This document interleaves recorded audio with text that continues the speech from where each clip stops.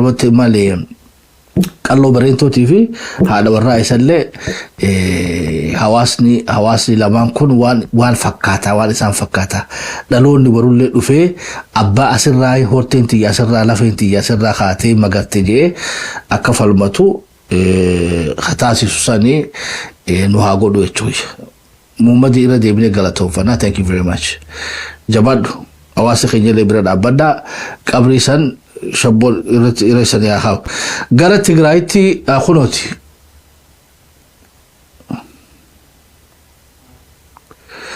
Emega medeekatak rabbi sodaadhaa meelaala abbaa nama meelaal baandii afran qalloo jennee seenaa godhaa jirra akkana miti maqaa isaa kanaan muuziqaa ittiin dhaadanna siyaasaa ittiin hojjanna ammoo abbaa keenya ammoo kuno qabri isaa coqorsa baaftee jechuudha dhahalleen irra hin jiru way qaanii teenya meerra kaa'e.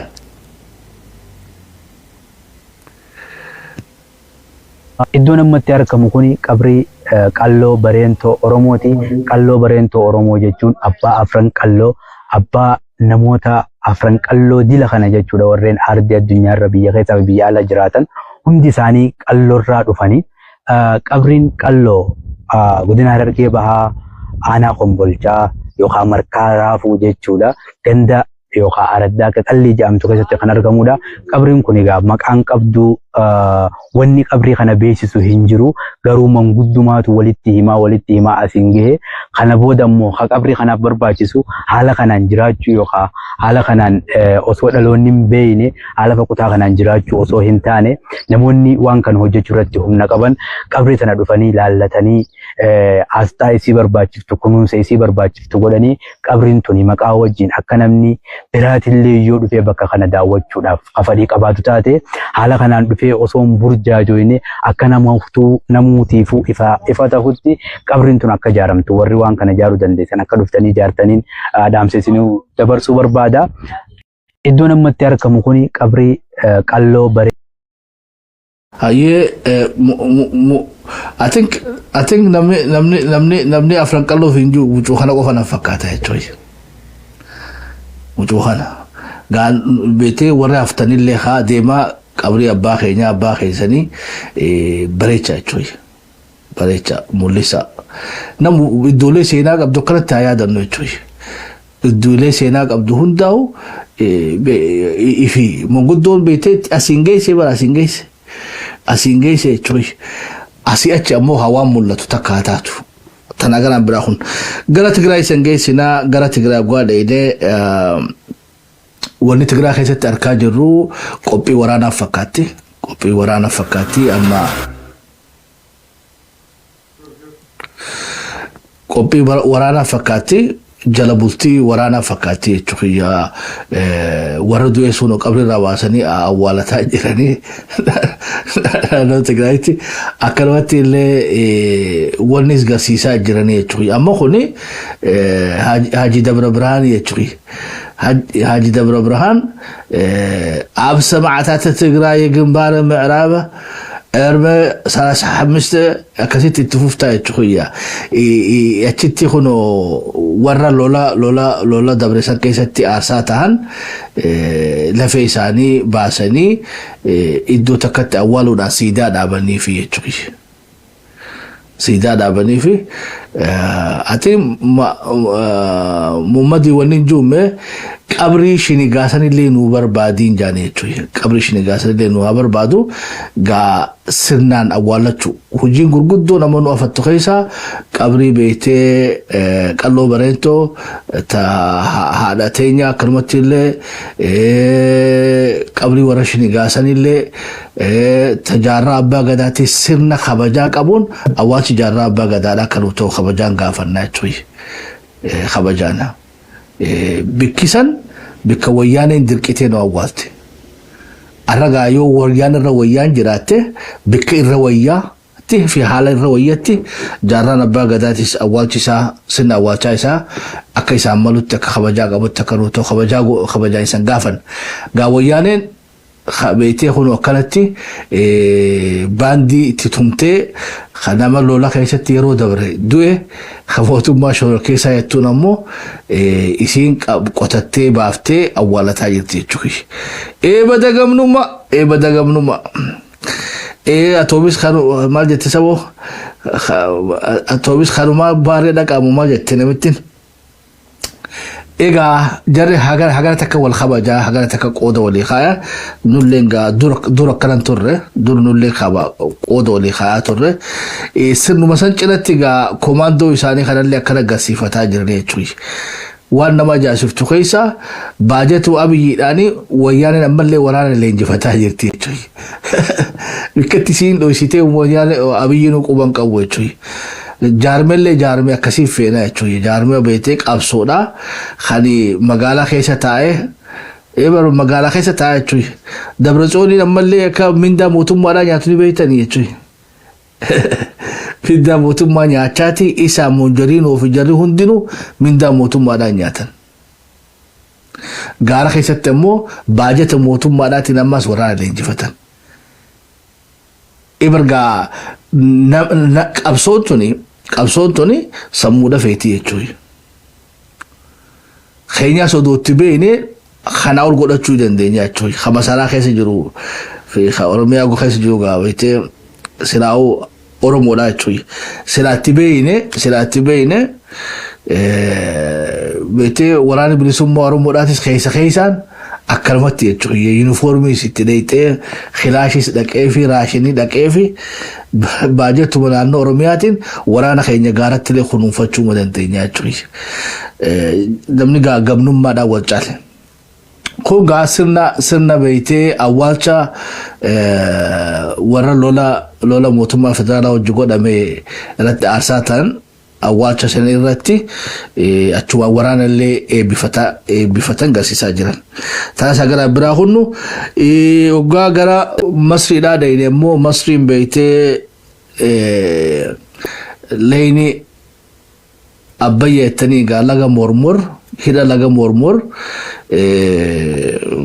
xumuramu jira. Hinaafa Masriidhallee hammachaa dhufaa deemtee jechuudha. Lakkuma beeytee piroojeektiin kun gama xumuraa deemtuuni abdii kutannoo gara Masriillee jabaachaa dhufaa jirti. Yeroo ammaa tana keessatti mootummaan beeytee Masriidhaa olola oofaa jira. Wanni inni ja'aa jiru keessa hidhi mormor laga mormor amma lagni Abbayyaadha fashalee jira. Bishaan beeytee waan qulqulluudha haala qulqulluudha waan kanan jaarree ilmaatu bishaan kun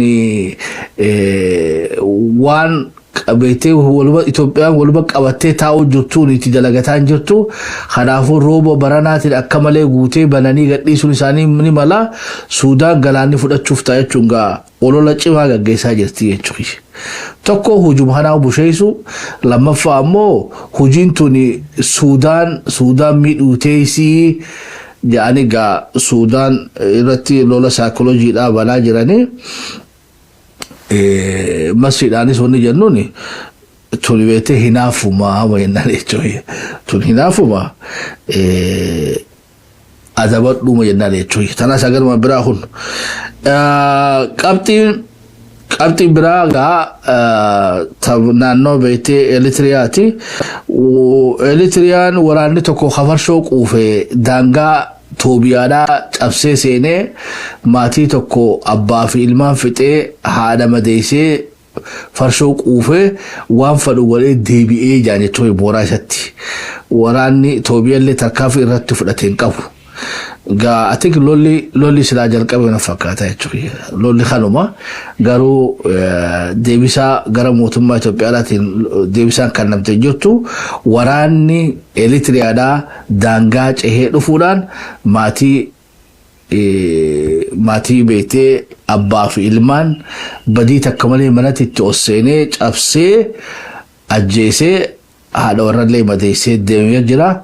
Gaa tarkaanfiin gara beektee deebisaan gara mootummaa Itoophiyaadhaatiin kan namtee jirtu. Tanas agaraan biraa kun naannoo Ogaadenitti Gaaza beektee duraan tuuboodhaan gara Jabuutii fidanii gurguruudha maallaqa dhabeetiin dhiisee jette mootummaan Itoophiyaadha. Tunis gaa hagam takka amansiiftuudhaan beenu ammoo akka shakkii keenyatti Shaarukhaan beeytee faallaa isaa irraa hubachuu qabda jechuudha. Maybe Gaza geessee gurgurachuu deeman fakkaata. Dhiisee ogaaje hin dhiifnee mataatii jechuudha dubbiin. Takka ammoo Shaarukhaan beeytee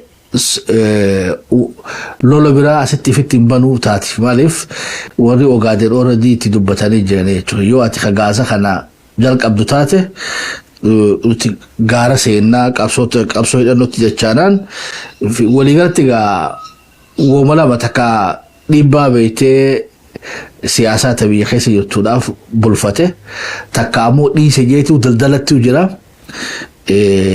takka ammoo akkuma jeetu maallaqa hin qabu. Tana sagalaan biraa kun pirezidaantiin Somaliland illee Qatar dhaqee jira.